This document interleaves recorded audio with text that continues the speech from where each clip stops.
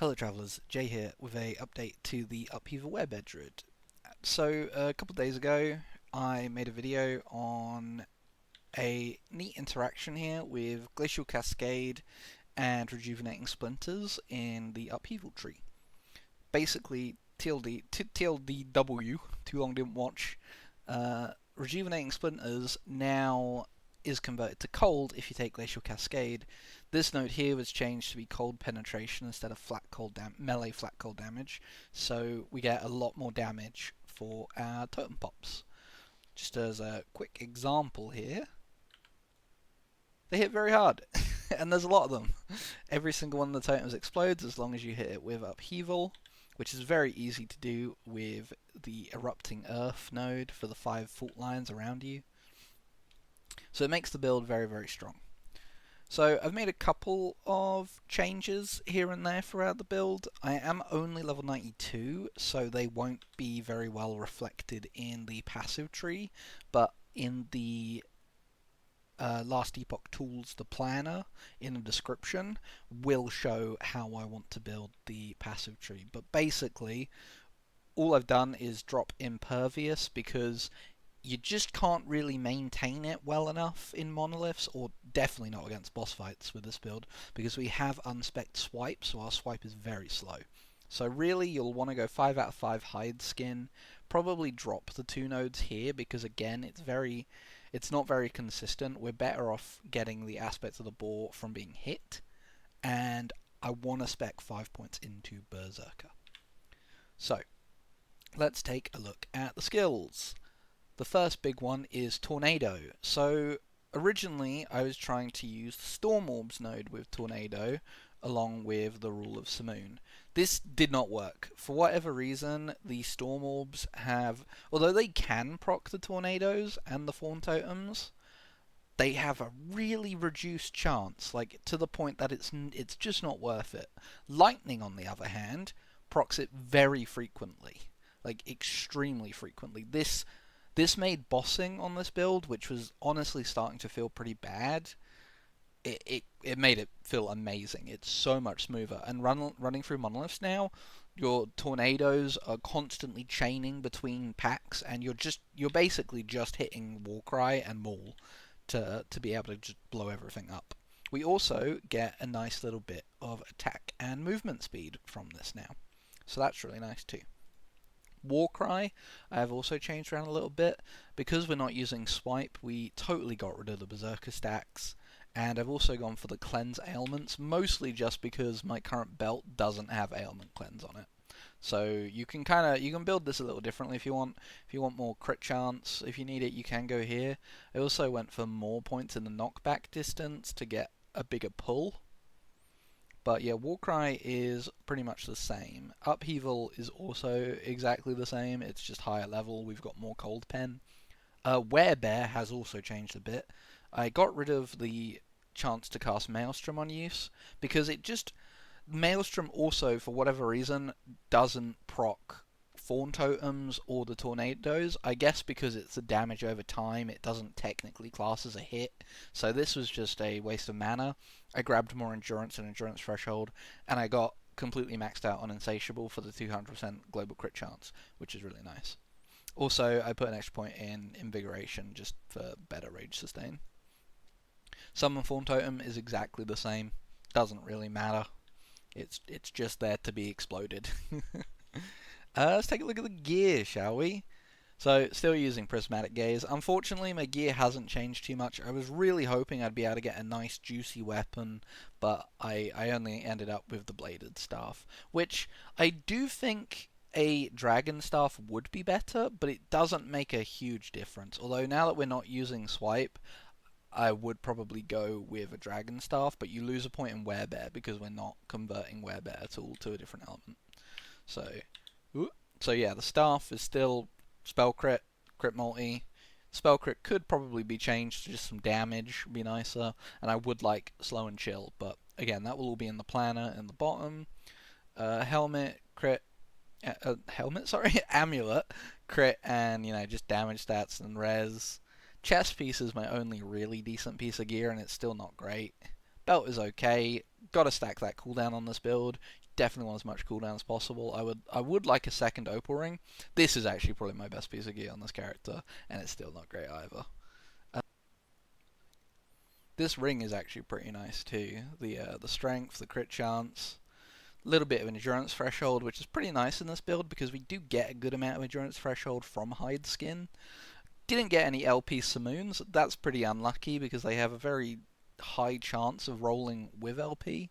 But yeah, these push the build to the next level. You definitely want Rule of Simoon. And some pretty nice boots. Tier 6 move speed.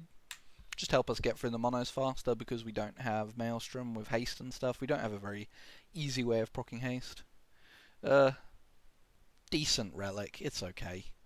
Now, because I'm capping my elemental res, I no longer need the idol, which had elemental res while transformed, so I went for a crit avoid 1 to just almost cap my crit avoid, which 98% is not high enough. You do need 100%. I would recommend going for it. If this was perfectly rolled, or if my blessing had rolled a little bit better, I would be capped though, so there is that. These idols right here, the chance to summon Fawn Totem, and the cold damage per active totem, these are your endgame. If you can get 2 of these with like perfect rolls, it's so much more damage.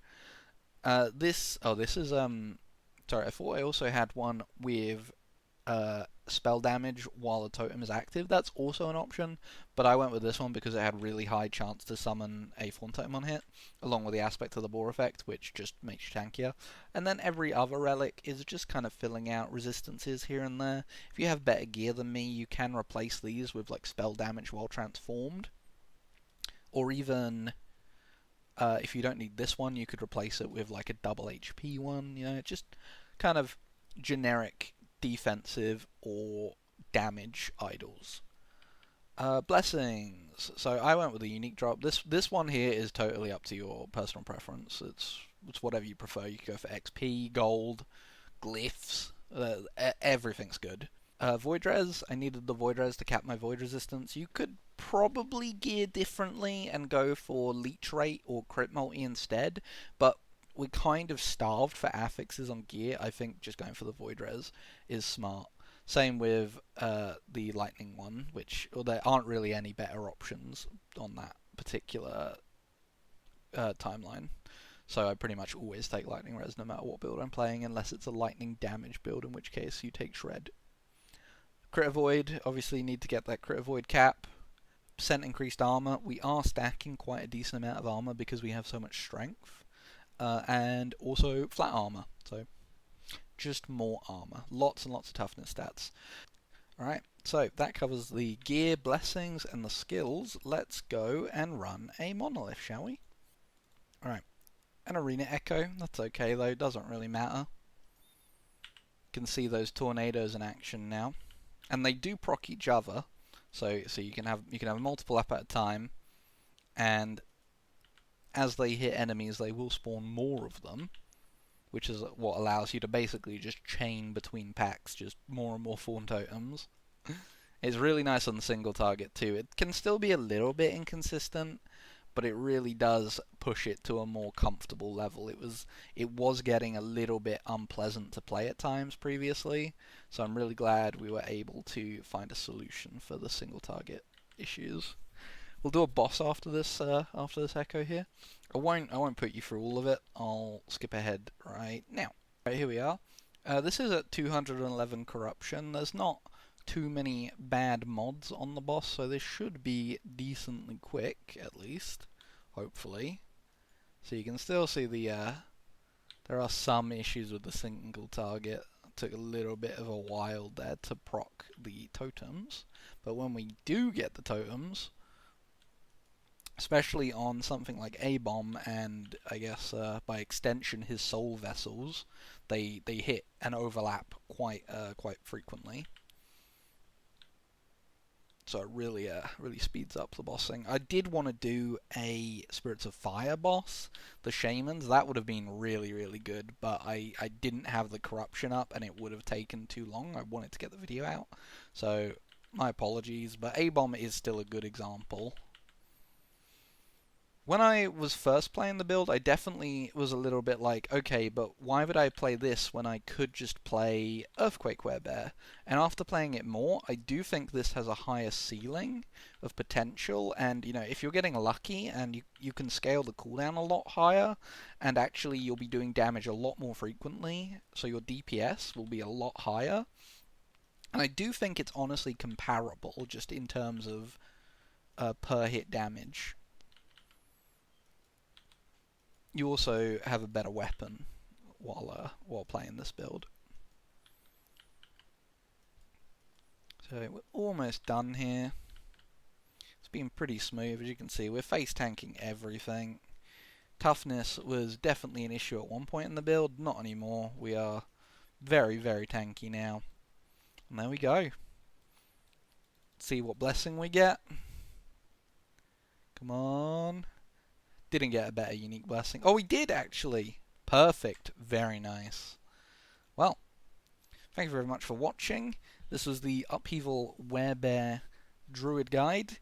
Hope you enjoyed it, and if you have any questions, leave them in the comments, or come over to my Twitch channel, twitch.tv/jtheproduct, and ask there. Alright, thanks. Bye.